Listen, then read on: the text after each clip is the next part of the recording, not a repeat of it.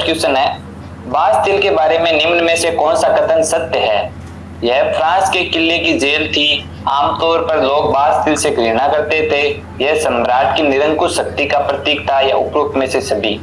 तो इसका आंसर है डी, उपरोक्त में सभी। ये सभी बास्तिल के दुर्ग के बारे में सही कथन है।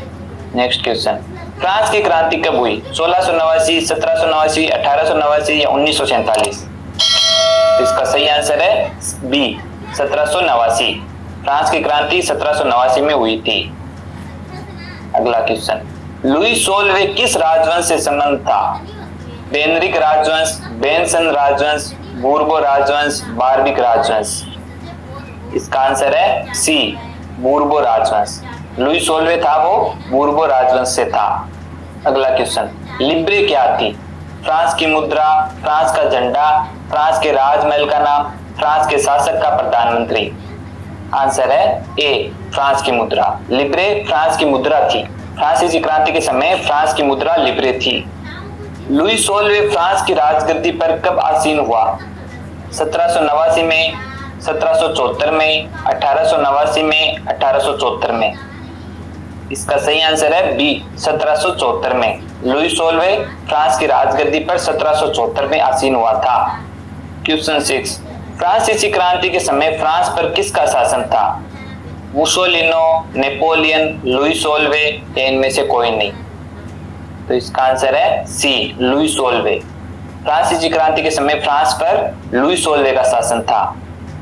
क्वेश्चन 7, निम्नलिखित में से कौन 18वीं सदी में फ्रांसीसी समाज के वर्ग नहीं थे? पादरी वर्ग, कुलीन वर्ग, सम्राट, व्यवसायी और किसान? इसका सही आंसर है सी, सम्राट। 18वीं सदी में फ्रांसीसी समाज के वर्ग में सम्राट नहीं थे, बाकी पादरी वर्ग, कुलीन वर्ग, व्यवसायी और किसान ये फ्रांसीसी समाज के वर्ग थे। क्वेश्चन 8, एस्टेट से क्या अभिप्राय है? अलग अलग राज्य को एस्टेट कहा जाता था, धार्मिक केंद्रों को एस्टेट कहा जाता है, सीधे राज्य को दिए जाने वाला कर, फ्रांस का सामाजिक वर्ग का विभाजन? तो इसका सही आंसर है डी, फ्रांस का सामाजिक वर्ग का विभाजन। तो फ्रांस का जो सामाजिक वर्ग का विभाजन था उसको एस्टेट कहा जाता था। क्वेश्चन 9, पेरिस तथा देश के देहाती क्षेत्रों में अधिकांश लोग संघर्ष क्यों कर रहे थे? वे लोग पुलिस अधिकारियों के अत्याचारों के विरुद्ध संघर्ष कर रहे थे, या वे लोग पावरोटी की महंगी कीमतों का विरोध कर रहे थे, या वे लोग बास्तिल के ढहने का विरोध कर रहे थे, वे लोग बास्तिल के ध्वंसावशेष को बेचने का विरोध कर रहे थे? तो इसका आंसर है बी, वे लोग पावरोटी की महंगी कीमतों का विरोध कर रहे थे। क्वेश्चन 10, पादरी किस एस्टेट के अंतर्गत शामिल था? प्रथम, द्वितीय, तृतीय, चतुर्थ? तो इसका सही आंसर है ए, प्रथम। प्रथम एस्टेट में पादरी वर्ग आता था। क्वेश्चन 11, द्वितीय एस्टेट में कौन लोग शामिल थे? पादरी वर्ग, कुलीन वर्ग, व्यापारी, किसान? इसका आंसर है बी, कुलीन वर्ग। द्वितीय एस्टेट में कुलीन वर्ग आता था, प्रथम एस्टेट में पादरी वर्ग था। क्वेश्चन 12, तृतीय एस्टेट में इनमें से कौन सा वर्ग शामिल नहीं था? अदालती कर्मचारी, बड़े व्यवसायी, किसान, कुलीन वर्ग? तो इसका आंसर है डी, कुलीन वर्ग। कुलीन वर्ग है वो तृतीय एस्टेट में नहीं था, वो द्वितीय एस्टेट में था। बाकी सभी अदालती कर्मचारी, बड़े व्यवसायी, किसान ये सभी तृतीय एस्टेट में थे। क्वेश्चन 13, 18वीं सदी में फ्रांस में किसानों से कौन से कार्य नहीं करवाए जाते थे? कुलीन वर्ग की सेवा करना, स्कूली शिक्षक के रूप में सेवा करना, कुलीन वर्ग के घरों और खेतों में काम करना, सड़कों के निर्माण में सहयोग करना? तो इसका आंसर है बी, स्कूली शिक्षक के रूप में सेवा करना।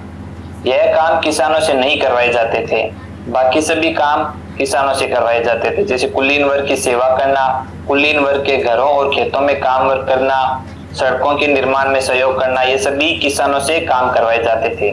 क्वेश्चन 14, फ्रांस के किन एस्टेटों को करों से छूट प्राप्त थी? प्रथम एस्टेट को, द्वितीय एस्टेट को, प्रथम व द्वितीय एस्टेट को, तृतीय एस्टेट को? फ्रांस में जो प्रथम व द्वितीय एस्टेट थे उन्हें कोई भी कर नहीं देना पड़ता था, बाकी केवल कर तृतीय एस्टेट को ही देना पड़ता था। क्वेश्चन 15, फ्रांसीसी समाज में कितने प्रतिशत जनसंख्या किसानों की थी? 45%, 60%, 75%, 90%? आंसर है डी, 90%।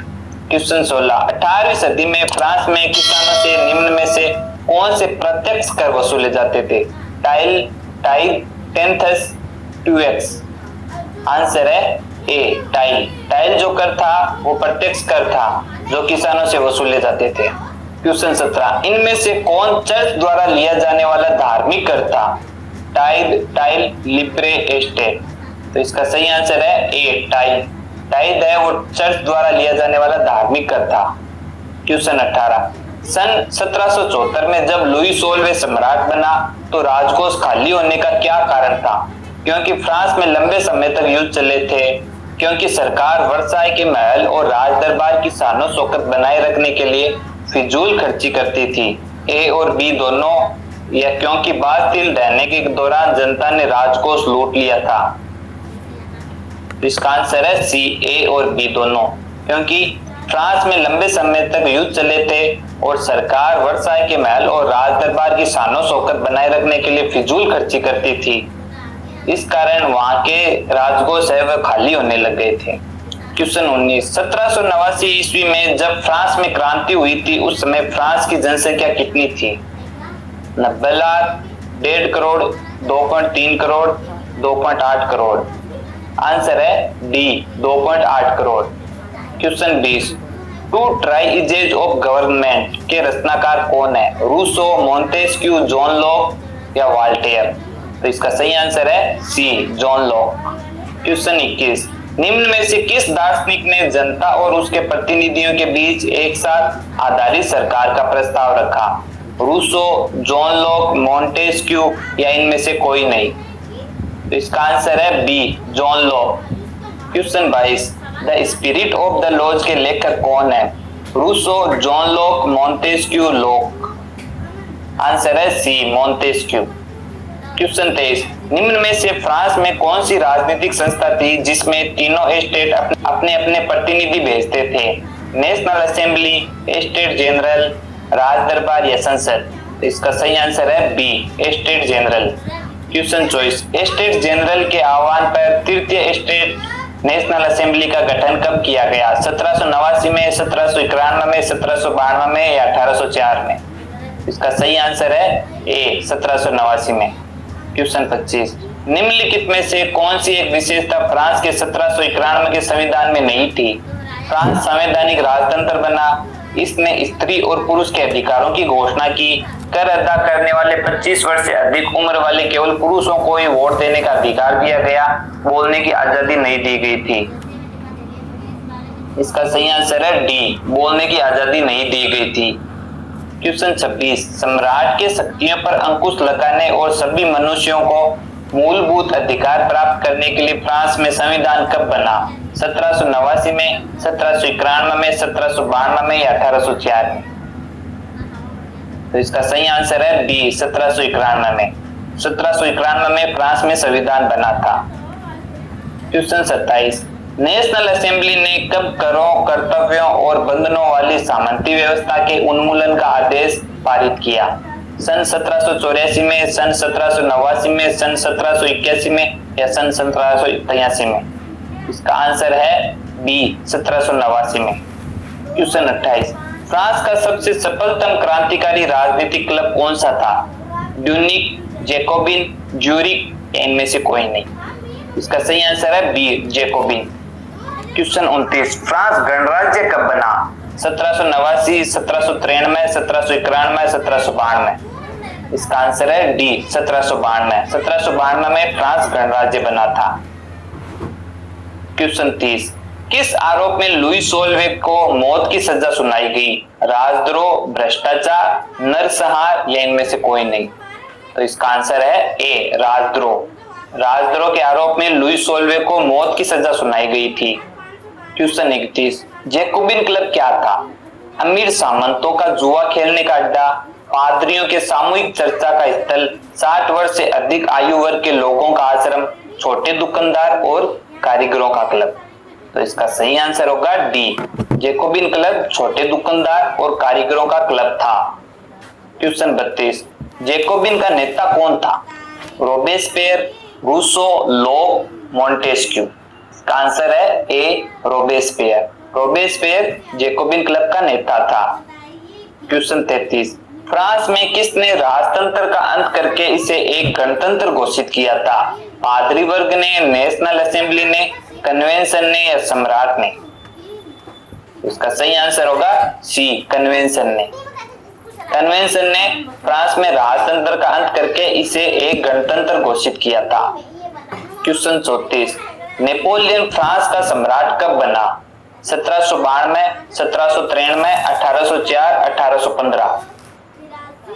तो इसका सही आंसर है सी, 1804। 1804 में नेपोलियन है वो फ्रांस का सम्राट बना था।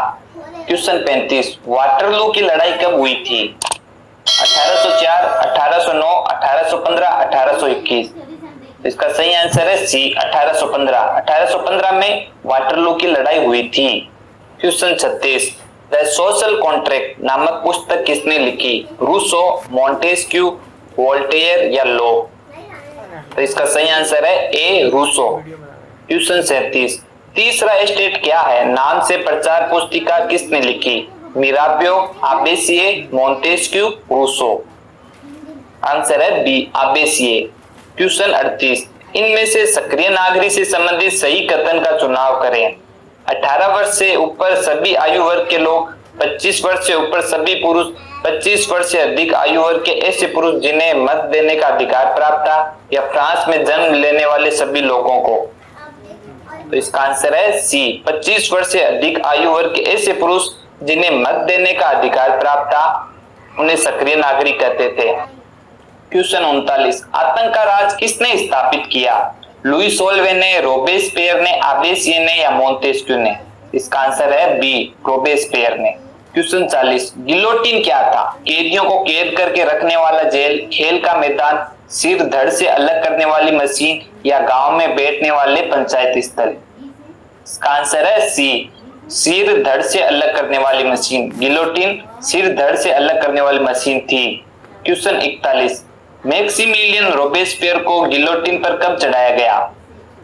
1754, 1791, 1793, 1804? तो इसका आंसर है ए, 1754। 1794 में रोबेस्पियर को गिलोटिन पर चढ़ाया गया था। क्वेश्चन 42, फ्रांस में महिलाओं को मत देने का अधिकार कब हासिल हुआ? 1791, 1793, 1804, 1946? तो इसका आंसर होगा डी, 1946। 1946 में फ्रांस में महिलाओं को मत देने का अधिकार हासिल हुआ था। क्वेश्चन 43, कन्वेंशन ने फ्रांसीसी उपनिवेश में सभी दासों की मुक्ति का कानून कब पारित किया? 1789, 1791, 1793, 1794? तो इसका आंसर है डी, 1794 में। क्वेश्चन 44, किसने 1793 में कहा था पुरुष बनने की इच्छा रखने वाली महिलाएं निर्लज है? ओलंप द गूज, सोमेत, रूसो, मोंटेस्क्यू? और इसका आंसर है डी, सोमेत। क्वेश्चन 45, उन देशों के नाम दीजिए जिनके विरुद्ध नेशनल असेंबली ने सन 1792 में युद्ध की घोषणा का प्रस्ताव पारित किया था? प्रसा, ऑस्ट्रिया, हंगरी या ए और बी दोनों? तो इसका आंसर होगा डी, ए और बी दोनों। प्रसा और ऑस्ट्रिया